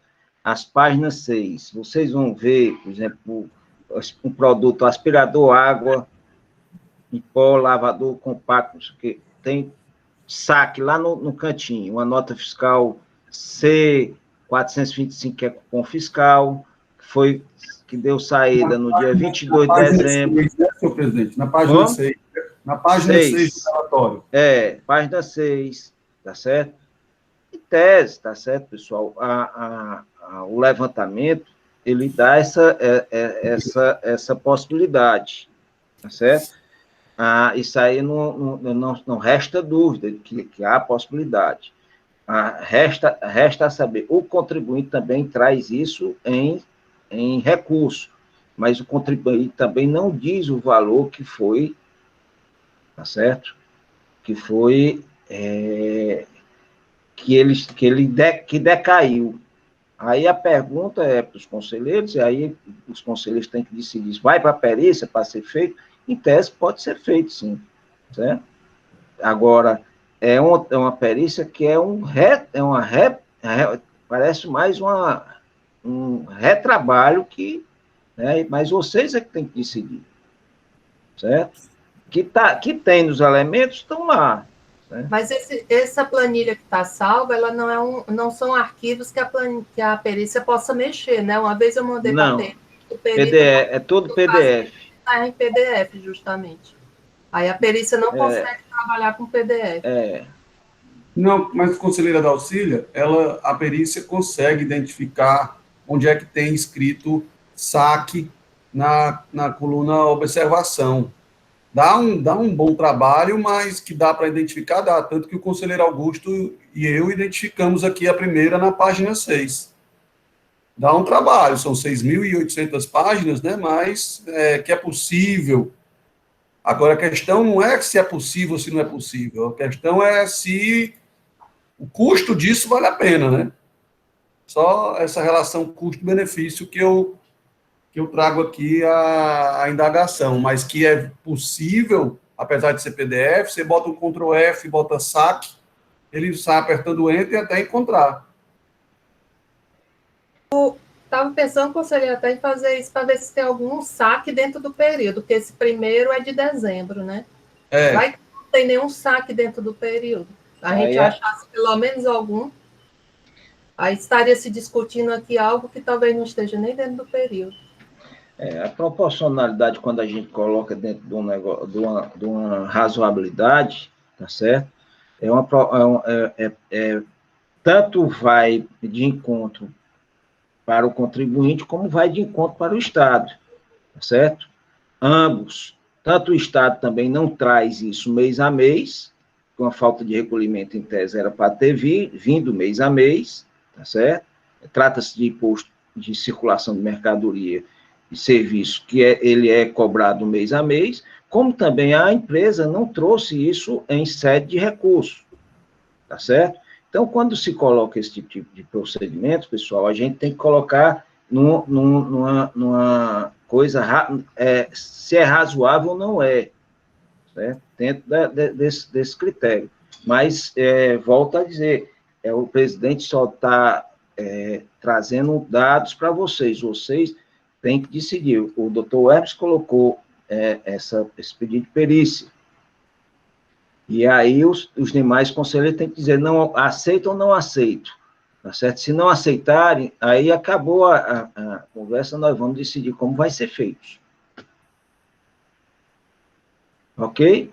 Doutora Dalcília. Eu sou contrária a essa proposta da doutora Ivete de percentual, porque como eu não estou vendo, encontrando até agora, vou ter que pesquisar, operações dentro desse período. A gente fazendo a proporcionalidade, a gente vai estar correndo o risco de estar tirando dentro de um período mercadorias que pertencem ao período não alcançado pela decadência. Doutora Dalcília, tem um item que eu acabei de passando aqui lá na página 6.605. Tem um saque que está no dia 23/6/2012. Pois é, e tem vários que não estão, que são de dezembro e novembro, que eu botei aqui para pesquisar, que são do final do ano. Quer dizer, a gente vai fazer uma proporcionalidade, e se a maioria das quantidades estiverem no segundo semestre, essa proporcionalidade vai acabar alcançando. Eu acho que é uma insegurança jurídica, realmente, como o conselheiro relator falou, muito grande. Se tivesse a Câmara decidir, eu realmente era melhor uma perícia apurar do que fazer uma proporcionalidade às cegas, sem saber qual período, qual foi alcançado, assim, por valor. Acho muito aqui que pelo método de fazer o Ctrl F e colocar o saque, vai cansar um pouquinho a munheca, mas dá para fazer. Bom, então vamos para... Só esclarecendo, assim, realmente, quando eu sugeri, eu não estava com a visão que a Dalcília deu agora, viu? Então, assim, é possível que tenha mês que nem tenha, né, essa diferença, e a gente esteja... Eu estava achando que era uma coisa que era, assim, uma visão de um percentual a alcançar, mas dentro dessa lógica que foi constatada aí, que pode ter alguns meses que nem tem, né, se nesse período da decadência nem tiver venda abaixo do preço de custo, não, a gente também poderia dar essa decadência.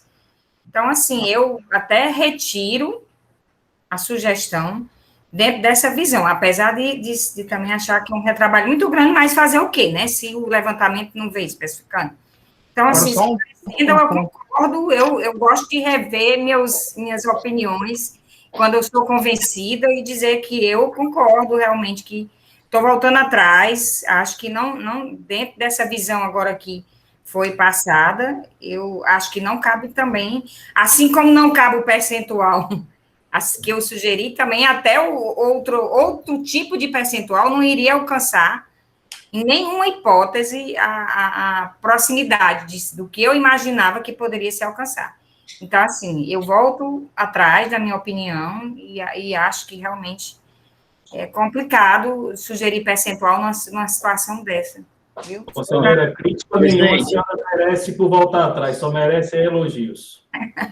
Nada, Pessoal, a gente tá aprender. Pessoal, tá mais ou menos, eu acho, pelo que a gente está debatendo aqui, eu vi que a Câmara está querendo levar o processo para perícia, tá certo? Então, nós vamos sugerir, vamos votar... Presidente, só um sucinto aqui, também esclarecimento de minha opinião, eu me manifesto muito pouco aqui nas situações, porque, mas o meu entendimento, quando eu falei na preocupação do conselheiro Emerson, era justamente esse, da conselheira da Auxília, né? Se nós tivéssemos realmente só esclarecendo, que era um ponto que eu já tinha trazido do começo, e me parece que não foi entendido por todos, era uma questão matemática, né? Se eu não tenho nenhuma movimentação desse tipo no primeiro semestre, entre aspas, de 2012, não adianta a decadência, aplicada à decadência, ela vai ser inócua, né? Então, realmente era uma questão que eu já tinha levantado, mas talvez os conselheiros não tivessem, e aí eu peço aqui agradecimento à conselheira da Auxília de ter, por um outro lado, entendido da mesma forma que eu entendi. Então, assim, a gente votou pela decadência parcial, só fechando aqui, e pode acontecer de nem ter no período de janeiro a junho. Amigos, é o seguinte, pelo que o doutor Tiago já disse que tem pelo menos uma já identificou, tá certo? Uma operação em junho, tá certo? Aí, o que é que aconteceu? A Câmara já decidiu em relação à decadência, de janeiro a junho, tá certo? A perícia vai ser feita para que apure os créditos tributários de julho em diante, em relação a saque. Está resolvido. Não é essa a colocação, doutor Michel? Sim. A perícia vai olhar o que for antes de sair, ele vai encontrar o crédito tributário de julho em diante, tá certo? E rabater do valor total. E aí exclui o que tiver de janeiro a junho de 2012 e deixa 2013 nem olha. Pronto. Exclui só é 2012, só é 2012. Acho que pode fazer também o inverso, encontrar de julho a dezembro, tá certo? E o valor do crédito contrato de julho a dezembro é o que fica, abaixo do valor total. Aí é o que é de janeiro. De janeiro a junho. Mas essas quesitações... Analisar de janeiro a junho, tá? E abater daquilo que foi quantificado na ação fiscal do ano de 2012? Pode ser. Menos trabalhoso. Pessoal, aí tanto faz. A cabeça tanto faz um lado como o outro, dá o mesmo resultado. É para dar. Mas dá mais trabalho você trabalhar com um montante maior, né? Não a impressão que eu tenho que a matemática é melhor de janeiro a junho tirar. Que não fica, né? Eu penso que não sei. Pode ser. Acho que vai ficar mais de acordo com a decisão também, né? Porque ele vai ter que sair plugando saque 10 milhões de vezes ali e vai ver tanto o que é antes como o que é depois. Ele obrigatoriamente, pelo critério de pesquisa, ele vai ver tudo. Todos os saques. Então, eu encontrei vários meses de janeiro de 2012, na página 3.000. Pessoal, uma empresa dessa tem todo mês, pode ter certeza. Esse tipo de coisa aí, mas porque são muitos produtos. Eu vou perguntar ao doutor Hermes como vota em relação ao pedido de perícia. Eu voto, presidente, para poder... Você que propôs, de ofício. Propôs de ofício a realização da perícia para poder retirar os valores relativamente aos meses reconhecidos pela decadência pela Câmara. Ok. Doutor Osmar. Com o relator, senhor presidente. Doutora Ivete. Com o relator, com o propositor, né? Doutor Michel. Com o relator. Doutora Dalcília. Com o relator. Doutor Tiago.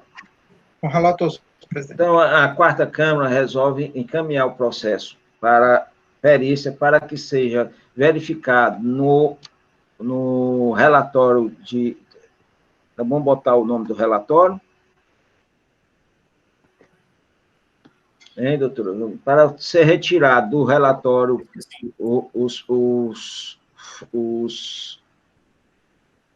as vendas abaixo do custo dos períodos de janeiro a junho de 2012. Essa é a decisão. Tá certo? E aí nós vamos para o terceiro processo, e eu acho que o terceiro e quarto processo, pessoal, se trata de um é de omissão de entrada e outro de omissão de saída. Tá certo? Querem algum intervalo, 5 minutos, ou vamos logo direto? Então, vamos para frente. Nós temos esses dois processos. Os processos são de relatoria de... Só um minutinho.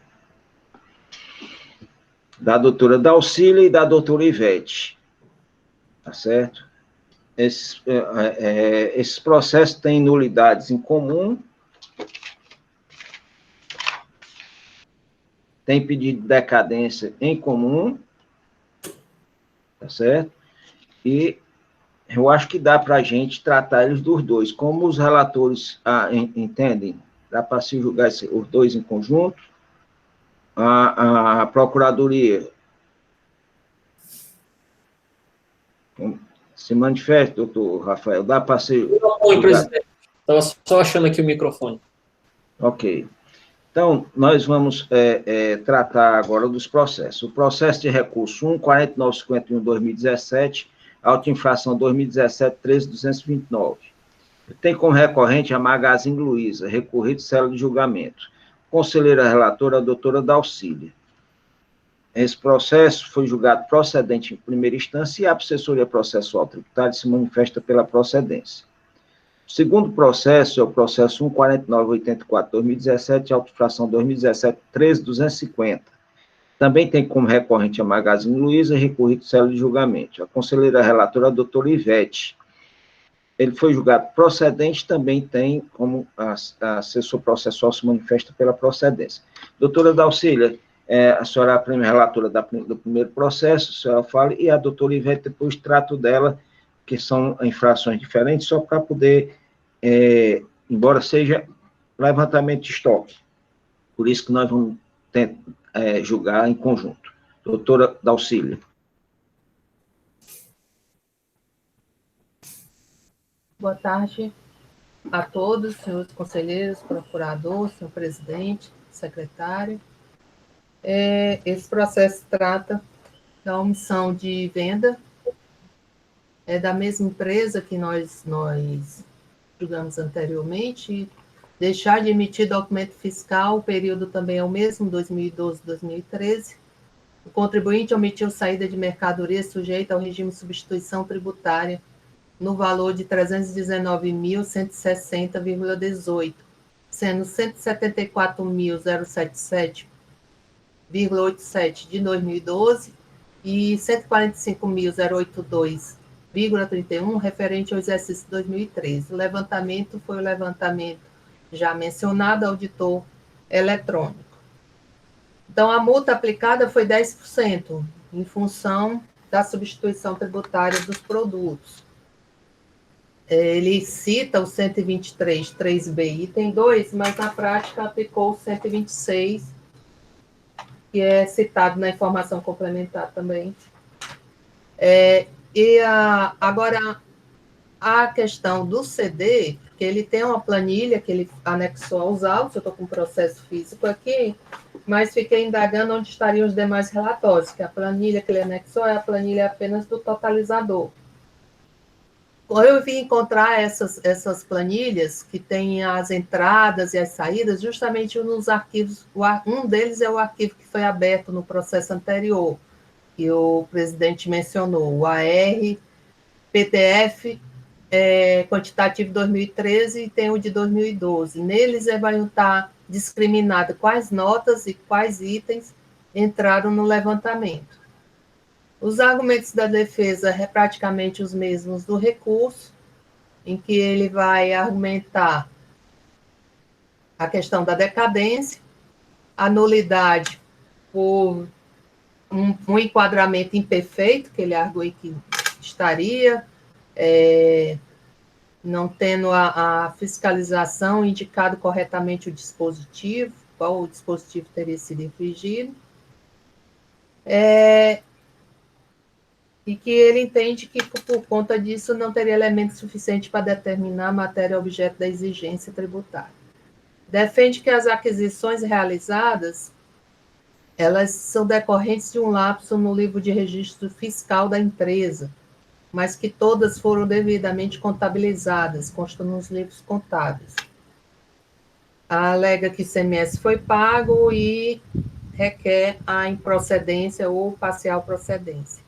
E ela anexa a defesa um CD com planilha razão, contábil 2012, e umas notas que ele chama de nota espelho, a nota 88642, que no recurso ele esclarece ser notas da incorporação. Mas seguindo aqui a cronologia do processo, a primeira instância julgou procedente, afastou a decadência e os demais pedidos. O recurso ordinário, como já mencionei, ele reitera o pedido de decadência do período de janeiro de 2012 a junho, 30 de junho de 2012, com base em 150, parágrafo 4. Reitera a nulidade por um imperfeito enquadramento legal dos fatos. E, no mérito, ele também reitera a questão de que a diferença apurada se deve a uma transferência de estoque da empresa FS Vasconcelos para a empresa autuada Magazine Luiza. Em 2012, teria acontecido a incorporação da empresa e, por isso, esses estoques não estariam registrados nos livros fiscais, mas apenas na contabilidade da empresa. E que, se o julgador tivesse analisado o SPED e o espelho das notas, teria chegado à conclusão de que essa diferença não teria ocorrido, não seria hipótese de omissão. Aqui ele erra porque ele cita omissão de entradas, né? Que é o processo da doutora Ivete. No meu, trata-se de saída, mas o recurso ele cita como sendo omissão de entrada. E o contribuinte demonstra que as aquisições, muito embora não constem nos livros fiscais,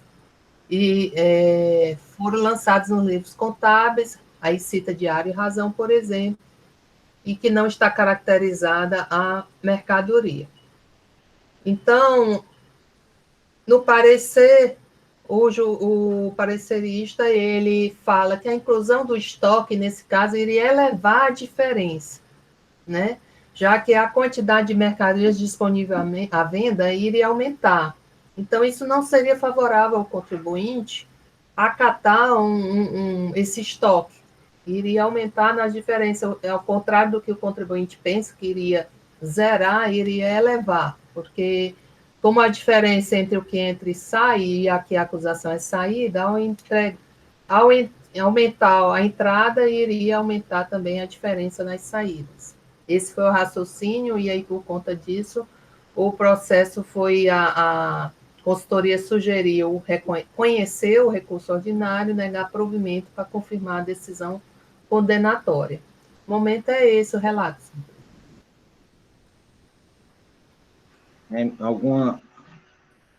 A sua infração é de omissão de entrada, da doutora de omissão de saída. Tem algo diferente?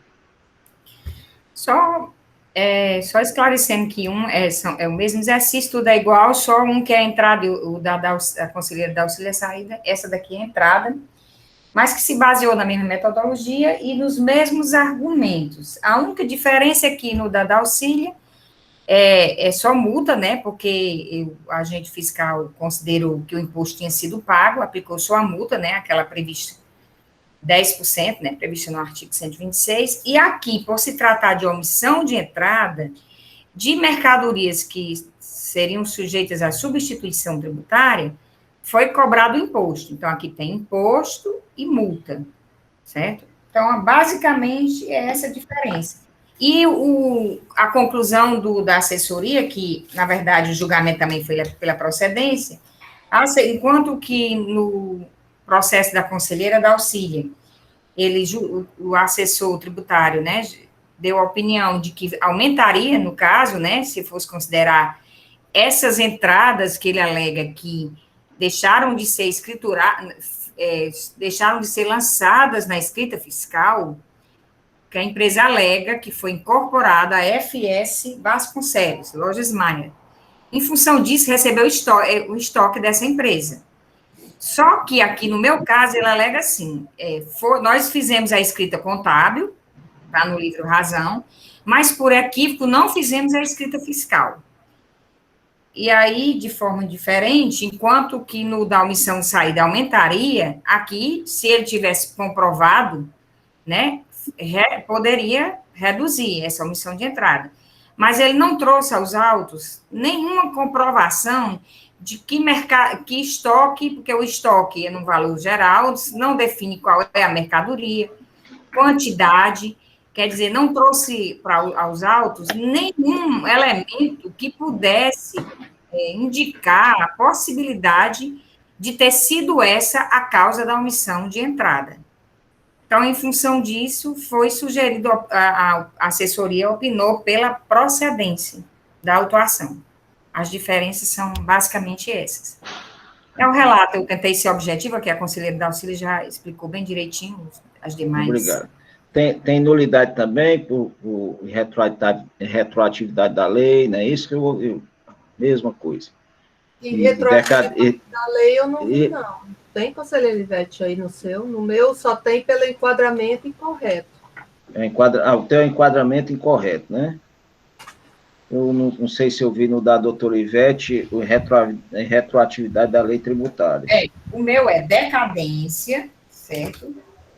O meu é nulidade por irretroatividade da lei, porque ele disse que foi aplicado o artigo 123, letra S, da lei 16.258, então, nulidade, decadência, de janeiro a junho, improcedência, porque a diferença não existe, porque ela está justificada em razão do estoque que recebeu da outra empresa.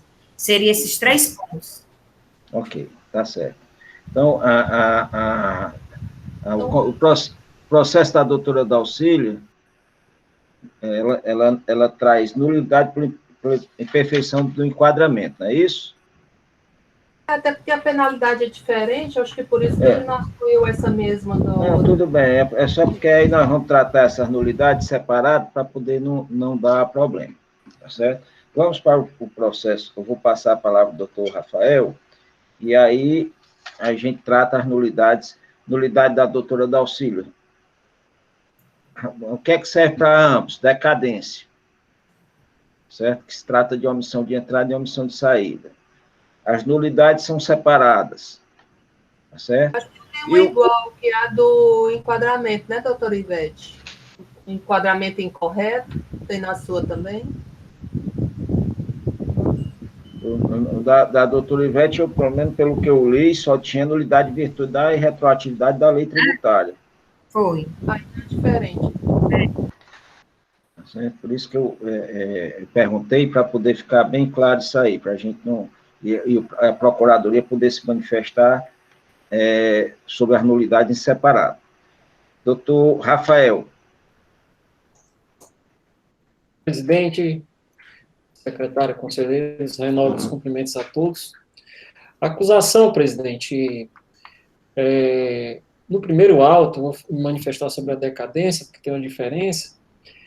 Na omissão, no auto relatado pela conselheira da Auxílio, de omissão de saídas, o que se nota com relação à alegação de decadência é que esse colegiado tem afastado a decadência com relação a esse tocante por 2 motivos.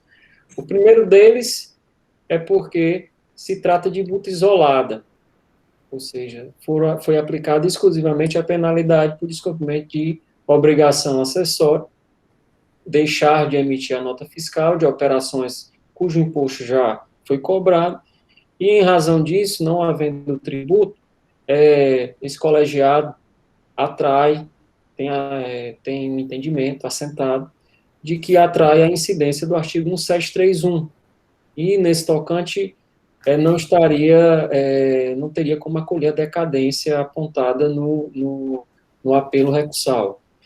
Outra questão, outro motivo, que também afasta a decadência é a própria natureza da infração, né?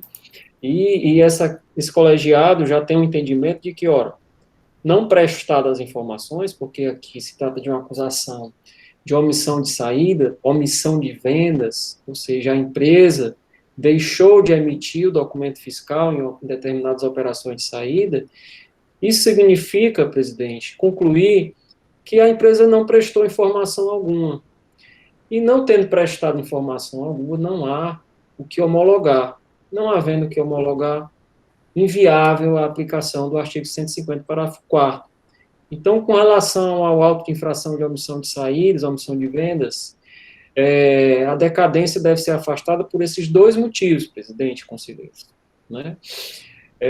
A decadência com relação ao auto de infração da conselheira Ivete, ela deve ser afastada apenas pela simples razão de não ter havido, de fato, as informações, são omissão de entradas, o contribuinte deixou de emitir, recebeu mercadorias sem a respectiva documentação fiscal em seu estoque, e em razão disso, em razão de não ter havido a emissão de documento fiscal nas entradas, a aplicação do artigo 150, parágrafo 4º, também se mostra inviável. Já é um entendimento também assentado por parte desse conselho. Então, eu opino com relação à decadência pelo afastamento em ambos os autos de infração. O contribuinte traz também no seu apelo uma alegação de nulidade. Um deles é a retroatividade da lei tributária, no outro traz uma nulidade por enquadramento imperfeito. Presidente, a nulidade por retroatividade da lei tributária, é importante salientar que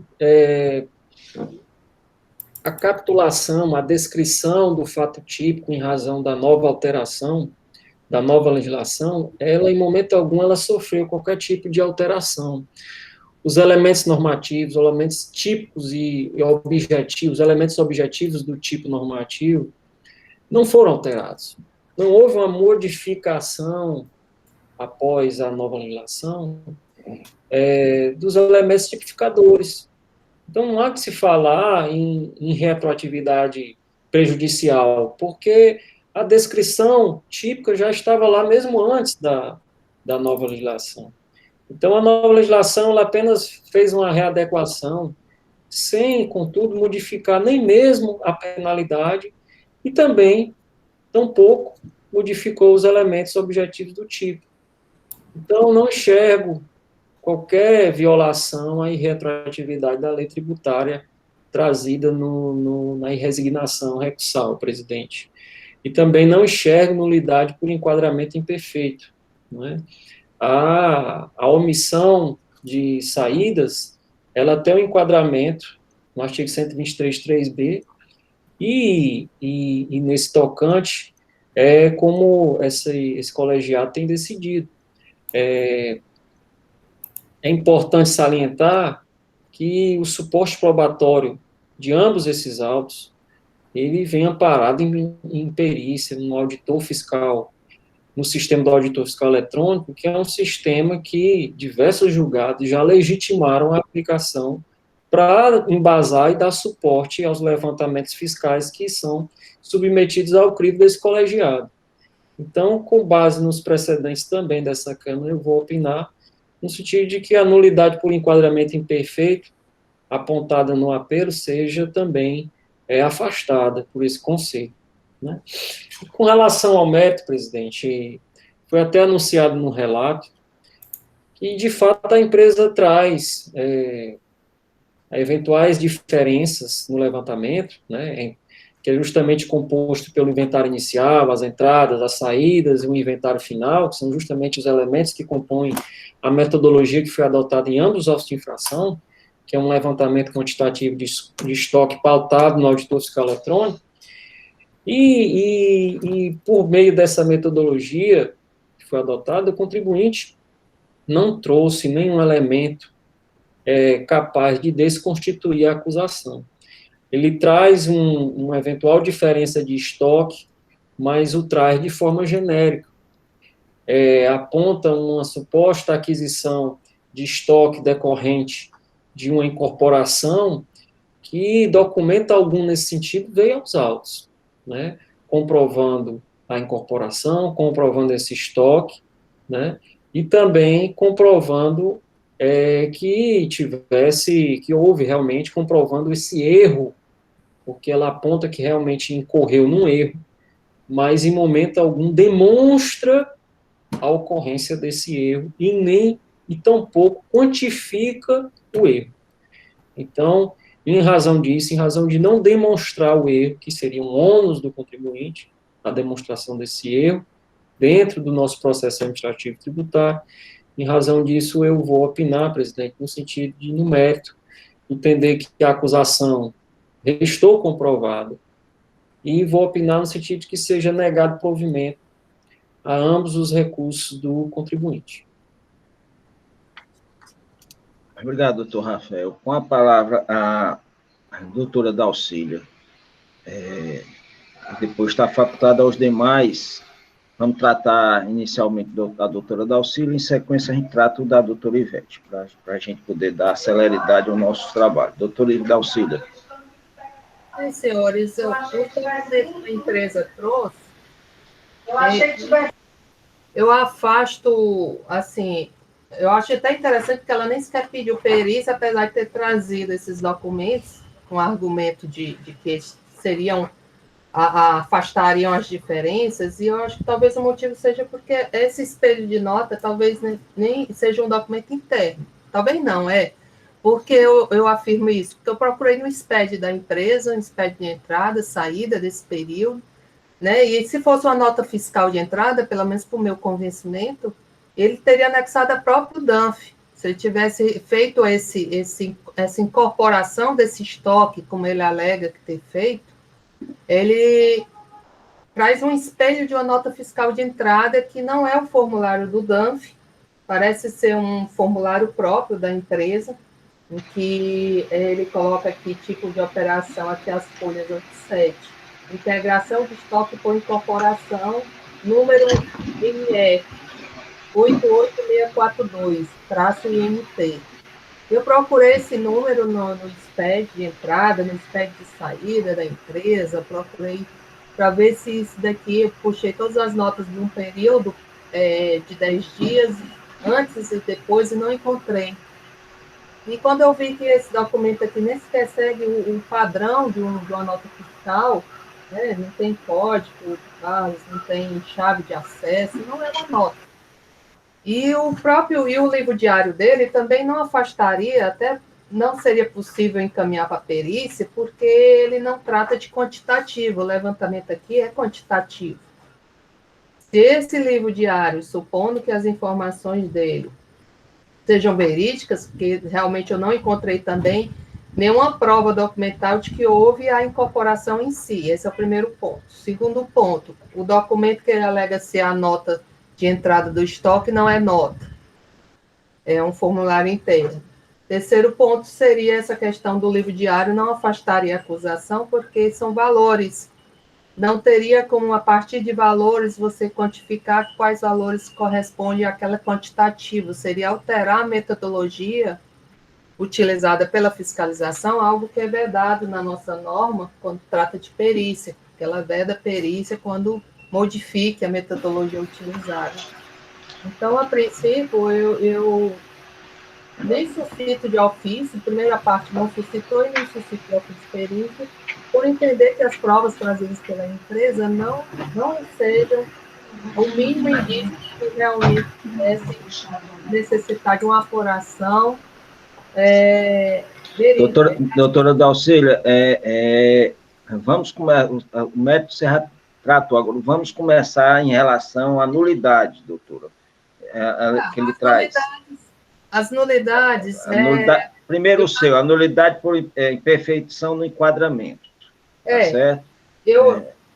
Eu comecei pelo método justamente já por afastar as decadências, a decadência e a nulidade, mas em relação... Mas nós temos que votar para poder... Nulidade, direcionando aqui, atendendo ao que o presidente falou, eu me posiciono, afasta a nulidade, erro no enquadramento, ou em correto enquadramento, por entender que ele citou os dispositivos que tratam da obrigatoriedade da obrigação acessória de emitir e a questão da penalidade que seria, se não fosse substituição, a 123, 3B, e na informação complementar ele justifica que, por se tratar da obrigação de substituição, deveria ser a 126, ele também cita no auto e está correto.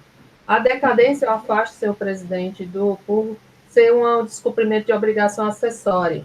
Aqui não há um ato ou um valor a ser homologado pelo fisco.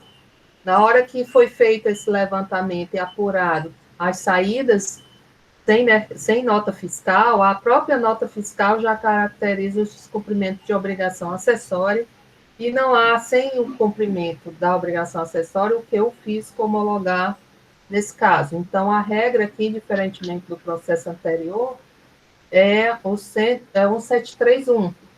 Né? Ok. Doutor Tiago, como vota em relação à nulidade sobre imperfeição do enquadramento e a decadência? Já que nós estamos, a doutora Dalcília votou 2, para poder, a gente pode... Sobre a nulidade, doutor Tiago, como vota? Presidente, com relação à nulidade a questão do enquadramento, eu voto com a relatora. Particularmente sobre a decadência, eu tenho um entendimento diferente, mas a jurisprudência desse conselho já se posicionou, inclusive diversas decisões da Câmara Superior, no sentido que desses casos deve ser aplicado um 731. Então, por esse motivo, eu voto com a relatora, senhor presidente, em ambos os casos. Doutor Emerson. Com a relatora, senhor presidente. Doutor Osmar. Nulidade e decadência com a relatora, presidente. Doutor Ivete. Com a relatora. Doutor Michel. Com a relatora. Bom, então, em relação ao primeiro processo, em relação à nulidade, a quarta Câmara, por unanimidade de votos, decide afastar a nulidade pela imperfeição do enquadramento. Entende os senhores conselheiros que o auto-infração e as informações complementares estão em perfeita harmonia com a descrição do auto-infração e o enquadramento. Está perfeito. Em relação à decadência, também a quarta Câmara do Conselho de Recurso Tributário entendem afastar a nulidade suscitada por unanimidade de votos, aplicando-se ao caso a contagem prevista no artigo 1731 do Código Tributário Nacional. E pela essa contagem não haveria decadência do crédito tributário. Só nos resta agora o mérito. E aí nós também vamos julgar, a doutora Dalcília já se posicionou, mas aí eu vou pedir novamente o voto dela, que ela já colocou. Se alguém quisesse ainda debater em relação ao mérito, ainda posso abrir para as discussões. Se não, se alguém não achar que não há necessidade, em sequência eu já boto em votação. Alguém necessita falar? Não. Então vamos para o mérito. Doutora Dalcília, como vota em relação ao mérito? Senhor presidente, eu voto pela procedência da acusação nos termos do julgamento singular, para confirmar. Doutor Tiago. Com a relatora, senhor presidente. Doutor Emerson. Com a relatora, senhor presidente. Doutor Osmar. Com a relatora, senhor presidente. Doutor Ivete. Com a relatora. Doutor Michel. Com a relatora. Pronto. Por unanimidade de votos, a quarta Câmara conhece do recurso ordinário, nega provimento para confirmar a decisão condenatória da primeira instância de procedência, nos termos do parecer da Célula de Assessoria Processual Tributária adotada pela Procuradoria-Geral do Estado. Vamos para o último processo, tá certo? Só para efeito de a gente consignar isso bem direito. O doutor Rafael já falou, já houve a descrição pela doutora Ivete, e vamos para os debates. A doutora Ivete, por favor, se puder conduzir em relação à nulidade suscitada, tá certo? Decadência e mérito.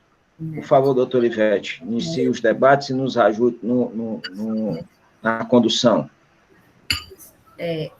Primeiro ponto, a nulidade, né? Tem um pouco de diferença do outro processo, que ele fala sobre, ele pede a nulidade por irretroatividade da aplicação do artigo 123, 3S da Lei 16.258/2017, em razão de que é uma redação dada após a infração que é do período 2012 e 2013.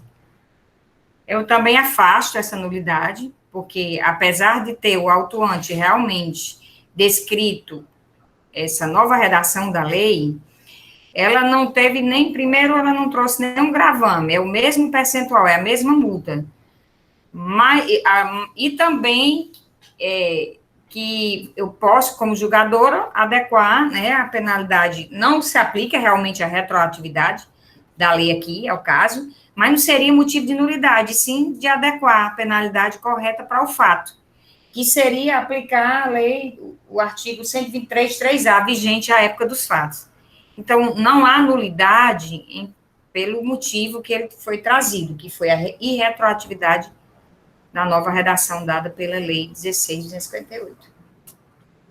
Não sei se eu fui entendida, mas, assim, não há diferença. A única coisa é porque o agente autuante botou uma redação nova, que eu acho que realmente não caberia a redação nova, mas a gente pode adequar agora, nesse momento. Só isso.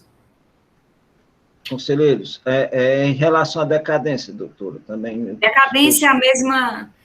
eu entendo do mesmo jeito do outro processo, né, que é a omissão de entrada, então não há o que ser homologado, e aplica-se ao caso a regra do artigo 1731 do CTN. Ok. Senhores, querem debater esse assunto? Não, então vamos para a votação. A doutora Ivete já se posicionou em relação à nulidade, afastando a nulidade em virtude da retroatividade da lei tributária, que ela entende, na visão da doutora Ivete, que a aplicação não é caso de nulidade, mas a adequação à penalidade prevista na época, que seria em mesmo percentual. Esse foi o voto da doutora Ivete. Eu pergunto, doutor Michel, como vota em relação à nulidade, doutor Michel? E decadência, que ambos, vamos votar os dois, que a doutora já votou nos dois. Nos dois casos, voto com a conselheira relatora, senhor presidente. Doutora Dalcílio. Com a relatora. Em ambos os casos, nulidade e decadência? Em ambos. Nulidade e decadência. Doutor Tiago, em relação à nulidade e decadência? Com a relatora, senhor presidente, nos dois casos. Doutor Emerson. Os dois casos com a relatora, valendo ressaltar que na nulidade não restou provado pelo contribuinte qualquer prejuízo ao direito do contraditório da ampla defesa. Então, com a relatora. Doutor Osmar. Nos dois casos, presidente, siga a relatora. Ok. Então, vamos tomar a decisão. Quarta Câmara, por unanimidade de votos em relação à nulidade, resolve afastar nulidade em virtude da irretroatividade da lei tributária. Entendem os senhores conselheiros que a aplicação da irretroatividade da lei não é caso de nulidade no presente caso, porque a lei aplicada à época do fato teria o mesmo percentual. Seria o caso de a Câmara entender pela aplicação de modificação, seria caso de modificação da penalidade para a existente na época do fato, não havendo nenhum prejuízo para prejuízo de cerceamento ao direito de defesa do contribuinte. A decisão da nulidade foi... agora vamos para a decadência. A decadência também foi afastada por unanimidade de votos. Entende os senhores conselheiros pela aplicação do artigo 173, inciso 1 do CTN, e nesta contagem de prazo não haveria decadência do período suscitado. Em relação, só nos resta o final, o mérito. Doutor Ivete, como vota em relação ao mérito? Já voltando, né? O mérito, voto pela procedência, uma vez que os argumentos de mérito trazidos pela empresa não foram suficientes para descaracterizar a omissão de entrada e de comprovar de que as mercadorias que eles justificam, né, que veio de um estoque, realmente deu origem a essa omissão.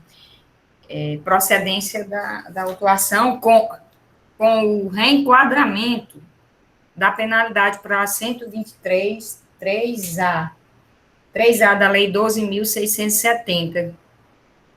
Ok. Estou fazendo essa observação, aplicando a lei vigente à época dos fatos. Doutor Michel.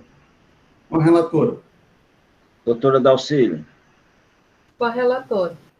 Doutor Tiago. Relatora. Doutor Emerson. Com a relatora, senhor presidente. Doutor Osmar. Com a ilustre relatora, presidente. Bom, em mérito, a quarta Câmara conhece do recurso ordinário, nega provimento, mantendo a decisão de procedência, entretanto, reenquadrando para a penalidade prevista no artigo 123, 3A, não é isso, doutor Ivete? Da Lei 2.670, vigente à época do fato gerador. Ressalte-se que não há modificação do crédito tributário. A decisão foi nos termos do parecer. Agora, eu não escutei o doutor Rafael em relação ao reenquadramento, porque não tinha sido trazida essa parte. Doutor Rafael, em relação ao reenquadramento, como se posiciona?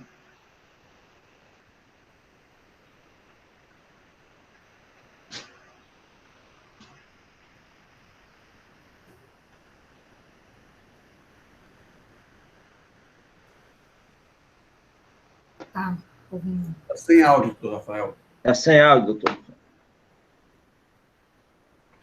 Estou procurando a minha janela aqui, que eu estava... Só colocar para... Presidente, eu vou opinar no sentido de ser favorável ao reenquadramento da penalidade, porque, como eu já havia dito, não houve qualquer alteração nos elementos típicos, os elementos objetivos do tipo infracional. Foi uma mera modificação topográfica legislativa que em nada alterou qual era o objeto da acusação e qual era a penalidade a ser aplicada. Mas já se tem o entendimento de que não se vai aplicar a nova legislação, né? Só se aplica a nova legislação se for para melhorar. Né? Como ela simplesmente se manteve a acusação da mesma forma, não haveria necessidade de retroagi-la. Então, em razão disso, eu vou me acostar ao entendimento da conselheira relatora, com o qual eu comungo também, e vou opinar no sentido do reenquadramento, presidente. Ok, para poder consignar aqui os termos de voto do parecer e em relação ao reenquadramento, de acordo com a posição trazida em sessão pela doutora Procuradoria-Geral do Estado. Senhores, terminamos nossa sessão, que foi produtiva. Os debates também não deixaram de ter debate e objetividade. É muito bom a gente conseguir comungar a qualidade com objetividade. Agradecendo a todos, lembrando aos senhores conselheiros que amanhã nós estaremos novamente juntos no mesmo horário, e lembrando, se cuidem, toda vida a gente avisa, nós estamos com um período difícil, e não podemos ficar doentes, porque muita gente doente. Paulinha, muita saúde aí na sua família, tá certo? Conte com a gente, tá certo? Se precisar de alguma ajuda, nós estamos aqui para poder ajudar, viu? Que Deus te abençoe tua família, e vamos encerrar nossa sessão. Obrigado a todos e até amanhã. Presidente. Tchau.